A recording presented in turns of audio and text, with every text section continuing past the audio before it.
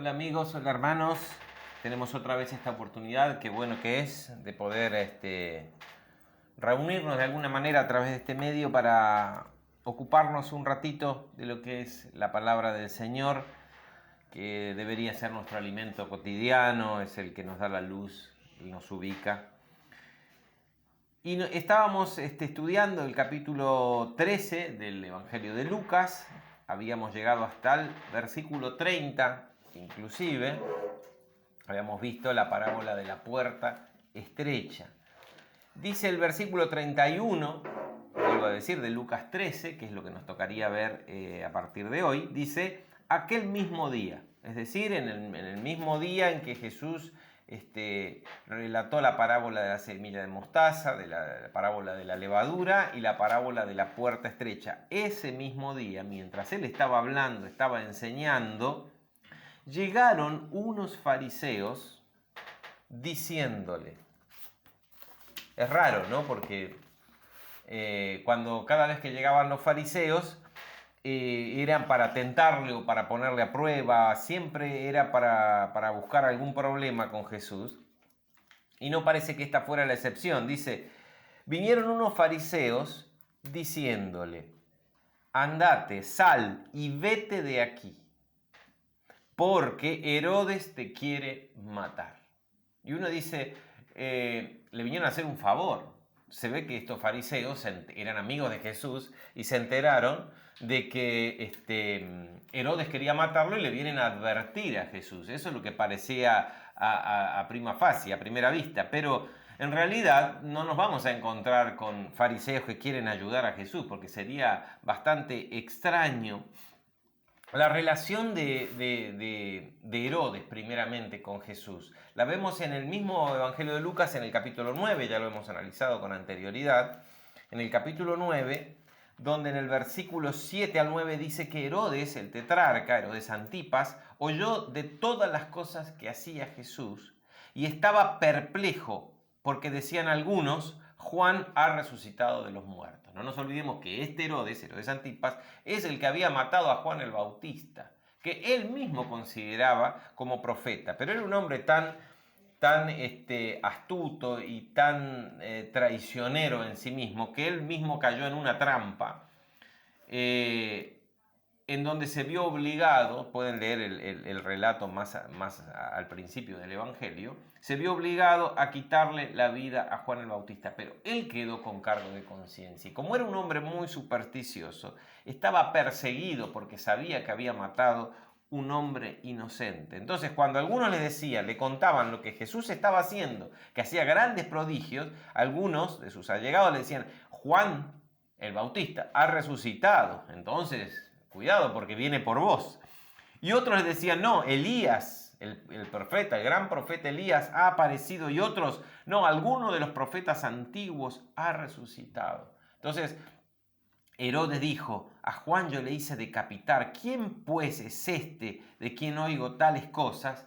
Y quería verle, porque era realmente supersticioso y tenía miedo. Imagínense en el cargo de conciencia, en el imaginario de la mente de Herodes, Jesús era algo que le producía temor, porque si era Juan el que había resucitado, entonces podría venir por él y tomar venganza de su injusta muerte, ¿no es cierto? Así que esa era la idea que tenía Herodes respecto de Jesús. No creo que Herodes quería matar a Jesús. De alguna manera dice que quería verle. Lo que sí le tenía temor, un temor supersticioso, y estaría contento si Jesús se iba de la zona de Galilea. Jesús de todas formas estaba, como bien nos había dicho Lucas antes, estaba en camino a Jerusalén, ya a su último viaje, a su última visita a la ciudad de Jerusalén para ser sacrificado, para cumplir su propósito allí, ¿no es cierto? Así que estos fariseos, ¿cuál sería la relación? Miren un detalle, en Marcos 3:6, si nos vamos al Evangelio de Marcos, en el capítulo 3, Marcos nos da un detallecito, nada más. Dice... Entonces dice, y salidos los fariseos, tomaron consejo con los herodianos contra Jesús para destruirle. Y acá encontramos este detalle que nos trae luz en lo que estamos viendo, en el versículo que estamos viendo hoy.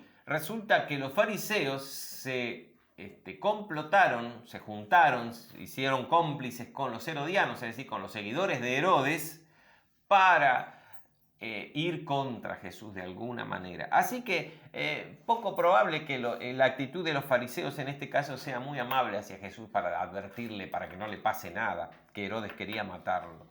En realidad ellos estarían complotados y la única idea y el objetivo en común que tenían era que Jesús se fuera de Galilea, porque ya Jesús ya había llegado al punto máximo de popularidad de su ministerio. La gente lo seguía, la gente lo aceptaba, la gente lo aclamaba, y lo vamos a ver más adelante cuando él entró a Jerusalén, que toda la gente de Galilea lo acompañó y lo aclamaron a él como el Mesías. Así que estaban acá evidentemente complotados. ¿Cuál fue la actitud y la respuesta de Jesús? Ellos vienen y le dicen, mira, andate de acá porque Herodes te quiere matar. Y Jesús les responde, vayan y díganle a esa zorra. Qué agresivo, ¿no es cierto? Qué duro la respuesta de Jesús. Pero acá, cuando Jesús habla de zorra o zorro, por ahí hoy tenemos una acepción un poquito más violenta. Lo que está queriendo Jesús decirles a ese astuto, ¿no? Porque el zorro siempre es el animal que representa la astucia. A ese astuto, y era muy ladino Herodes, era muy traicionero, era astuto. Díganle a esa zorra o a ese zorro, dicen algunas otras versiones, otras versiones que suenan un poquito menos brusco. Díganle a ese astuto, y de paso les está diciendo a ellos que vienen con esa astucia, porque sabe Jesús que están todos complotados, que son todos cómplices con la misma intención. Le dice, decirle así, que se quede tranquilo. Dice, he aquí, echo fuera demonios y hago curaciones. Hoy y mañana. Y al tercer día termino mi obra. Dígale a ese astuto que yo lo que estoy haciendo son grandes milagros, nada más, lo dice con ironía, ¿no es cierto? Simplemente estoy haciendo grandes milagros, estoy echando demonios y hago sanidades, pero las voy a hacer hoy y mañana, y ya pronto, al tercer día, haciendo alusión efectivamente a la culminación de su trabajo acá en la tierra con la resurrección, ¿no es cierto? Nos hace referencia a eso. Termino mi trabajo y ya me voy, que no se preocupe. Pero le advierte y le dice, sin embargo, es necesario. Sin embargo, díganle a ese zorro, a ese astuto, que es necesario que hoy, mañana y pasado mañana siga mi camino y siga haciendo lo que estoy haciendo. Es decir, yo no me voy a ir porque él me venga a amenazar o ustedes me vengan a amenazar en nombre de él. Díganle a ese zorro que es necesario, porque es la voluntad de mi Padre, y él vive y se sujeta a la voluntad de su Padre y no a la voluntad de hombre, y ni siquiera si es un gobernante, ¿no? Dice, díganle que es necesario que hoy, mañana y pasado mañana siga mi camino. Es necesario. O sea, discúlpenme, porque no es posible que un hombre muera fuera de Jerusalén. No le tengo miedo. En la voluntad del Padre, en el plan del Dios no está que yo voy a morir acá en Galilea, sino que voy a morir en Jerusalén. Así que se quede tranquilo, yo voy a irme porque estoy encaminándome hacia Jerusalén, pero no es por la voluntad de Herodes o de ustedes o de quien sea, sino por la voluntad de mi Padre. Ahora, qué seguridad que él tenía, ¿no? Qué seguridad y qué visión, qué percepción de lo que nosotros llamamos el mundo espiritual, que a veces cuando le decimos espiritual se nos hace un poquito como humo y se nos va lejos, como que no tiene nada que ver con nuestra realidad cruda y dura de lo que podemos tocar. Y sin embargo ese mundo espiritual está tan cerca nuestro y es tan real, nada más que somos incapaces de percibirlo. Ese es el único problema. No tenemos la capacidad de percibir el mundo espiritual a menos que sea por fe. Y esa fe únicamente nos la da el Señor, porque la fe viene por escucharle y para escucharle hay que estar en su presencia. Entonces, la fe viene cuando Él nos habla, genera fe, engendra fe en nosotros, y entonces empezamos a percibir cosas que nos rodean, que son parte de nuestra vida cotidiana, pero que normalmente estamos ciegos como seres humanos. Esa es la buena noticia, que gracias a la obra redentora del Señor y al Espíritu Santo que vive en nosotros, podemos realmente percibir cosas que tienen que ver con ese mundo espiritual, que saben por qué es importante entender esto. Porque esas cosas que tienen que ver con el mundo espiritual están directamente relacionadas con la eternidad nuestra eternidad. Es decir, lo que nosotros vemos y tocamos, esta realidad pura y dura que nosotros racionalizamos y tratamos de buscar evidencias y si no, no creemos que exista otra cosa, es para este tiempito que vivimos acá. Pero después este tiempo pasa rápido. Cuando pasemos a la eternidad, lo único que va a valer es aquellas cosas que hayan tenido algún efecto, algún impacto, algún resultado en lo que llamamos el mundo espiritual, ¿no? Entonces, trabajar para el mundo espiritual es trabajar para la eternidad. Por eso es importante poder percibirlo, poder conocerlo, poder entenderlo, poder que nos sea revelado a nosotros. Y solamente lo podemos hacer por medio de la fe que viene a través del conocimiento de la palabra de Dios. Bien, así que lo que vemos acá, y por eso les estaba hablando de esto, ¿no? Y que me asombra, es cómo Jesús no tenía este problema de oscuridad y de ceguera que tenemos nosotros y que tenemos que estar siempre haciendo el esfuerzo. Él le era natural la percepción de la realidad. Él decía, miren, el plan del Padre es el plan del Padre y me venga Herodes, me venga Pilatos o me venga el emperador a querer cambiarlo, no va a poder, porque lo que Dios dijo es. Esa es la actitud que tendríamos que tener nosotros también. A veces estamos tan dependientes de lo que hace un gobernante, un político, un otro, y siempre esperando que el resultado de las cosas que afectan nuestras vidas venga de hombres, cuando en realidad nuestras vidas deberían estar descansando en la voluntad y en el quehacer de Dios. Así que Jesús estaba seguro, acá no voy a morir, no se preocupen, dígale a ese astuto que se quede tranquilo, que yo estoy haciendo 2 o 3 cosas más y me estoy yendo. Así que no se preocupe, que no tenga más miedo.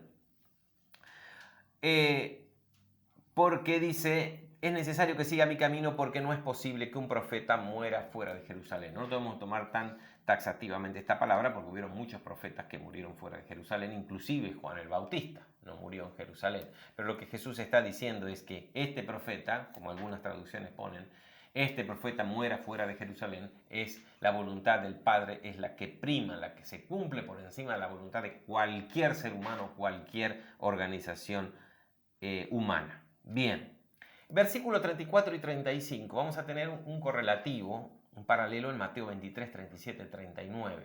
Dice así, Jerusalén, Jerusalén, que matas los profetas y apedreas a los que te son enviados. ¿Cuántas veces quise juntar a tus hijos como la gallina junta sus polluelos debajo de sus alas y no quisiste? ¿No? ¿Cuántas veces yo quise y vos no quisiste? Le habla al pueblo Israel que vivía en Jerusalén, la capital, el centro religioso, donde estaba el templo, donde estaba la concentración de todo el conocimiento de la religión del Dios verdadero. He aquí vuestra casa os es dejada desierta y os digo que no me veréis hasta que llegue el tiempo en que digáis bendito el que viene en nombre del Señor. Y ahí está citando al Salmo 118, 28.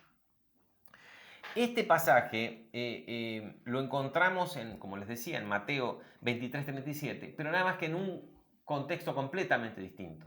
Mateo nos dice que Jesús está en Jerusalén y que esta exclamación de dolor en definitiva y de angustia por la ciudad santa, la ciudad elegida para ser el centro de la fe judía, esta exclamación fue hecha dentro de los muros de Jerusalén, donde podían escuchar los habitantes de Jerusalén, justamente al cual estaba dirigida esta exclamación, y donde también escuchaban las autoridades de Jerusalén, porque estaba hablando del templo, y dice, vuestra casa os es dejada desierta, y no me veréis.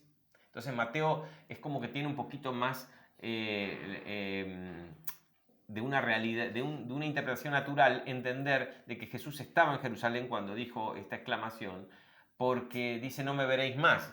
Lucas lo pone antes de llegar, entonces ¿cómo puede ser que no me veréis más si todavía Jesús no había llegado? Es decir, iba a ir a Jerusalén y los de Jerusalén lo iban a ver una vez más, que iba a ser la última. Algunos intérpretes dicen que Jesús hizo esta exclamación 2 veces. O sea, según el relato de Mateo la hizo en Jerusalén, pero antes, según el relato de Lucas, lo hizo al sur de Galilea.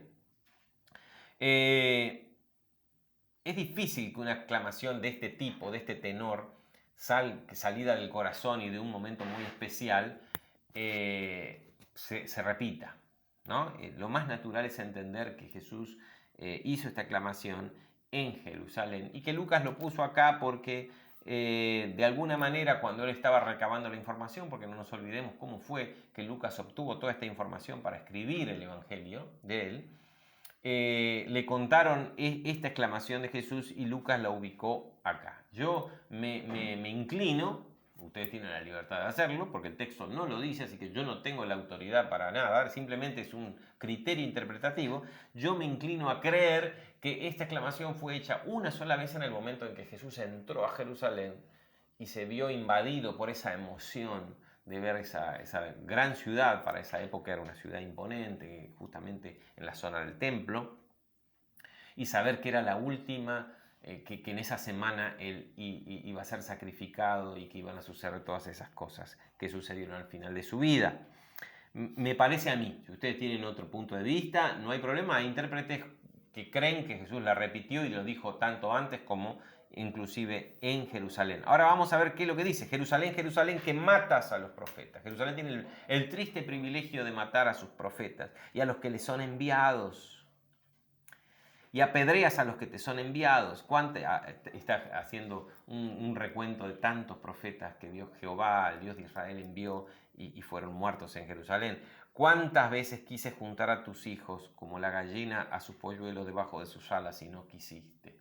Tanto se puede referir a la intención de Dios, de Jehová, el Dios de Israel, de traer a su pueblo otra vez a la senda, y Jerusalén como la capital del país se reveló.